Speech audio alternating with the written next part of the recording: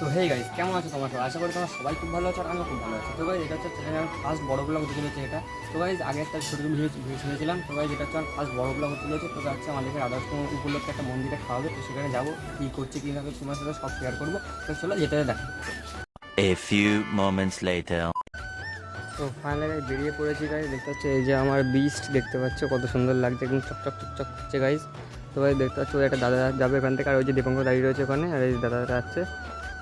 তো গাইস চলো হালকা একটু যাই, গিয়ে দেখা হচ্ছে তোমাদের সাথে। দাদা শুভদা যাচ্ছে গাইস, আর দেখতে পাচ্ছ অনেক লোকজন যাচ্ছে গাইস। সামনে দেখতে পাচ্ছ আমাদের এখান থেকে মন্দিরটা বেশি দূর না, আর অল্প একটু গেলেই পৌঁছে যাবো। দেখতে পাচ্ছ দীপঙ্কর হাই করে দে।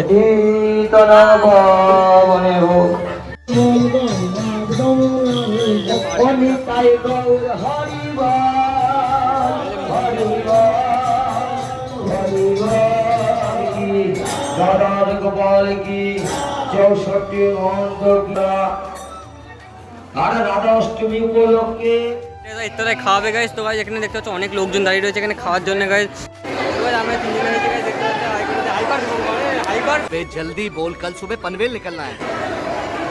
তো গাইস গাইস বহুত ভিড় দেখতে পাচ্ছ, বহুত ভিড়, বহুত ভিড় দেখতে পাচ্ছ। শুভদা তখন তো বলছে মার খাবি কেন, ভিতরে অনেক গরম ছিল বলে বাড়ি চলে এসেছে গাইস। দেখতে পাচ্ছ ভিতরে অনেক অনেক লোকজন রয়েছে এখানে, তো বাড়ি চলে এসেছে। এটা হচ্ছে কালু, এটা হচ্ছে মোটা, এটা হচ্ছে রাজ। দেখতে পাচ্ছ খুব ভালো এরা।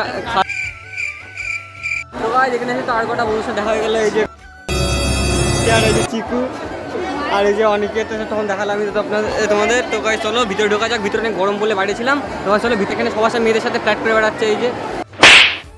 তো গাইস দেখতে পাচ্ছ ফাইনালি গাইস খিচুড়ি আসছে দেখতে পাচ্ছ গাইস। অনেকক্ষণ ওয়েট করার পর দেখতে পাতা টাতা দিয়ে দিয়েছে গাইস। বসে পড়েছি, এই যে দীপঙ্কর ভাইও দেখাচ্ছে দেখতে পাচ্ছ। খিচুড়িটা কেমন হয়েছে? বিরাট শক্ত। तो करे क्या बोले तो बोले क्या। শক্ত। তো গাইস আমরা একটু টেস্ট করে দিই কিরকম লাগছে।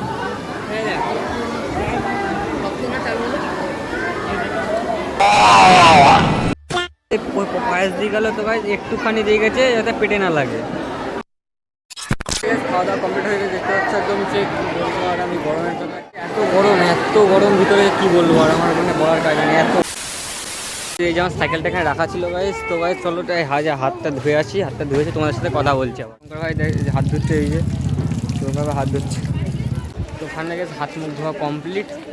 এবার বাড়ির দিকে রওনা দেবো। কি আর বলবো গাই, একটা সামান্য প্রসাদ খেতে এসে গাই দেওয়ার 1 ঘন্টা কেটেই গেল পুরোপুরি আমাদের। ডোঙ্গা কি বলিস? একদম আর কি বলবো, মুখ পুরো কালো।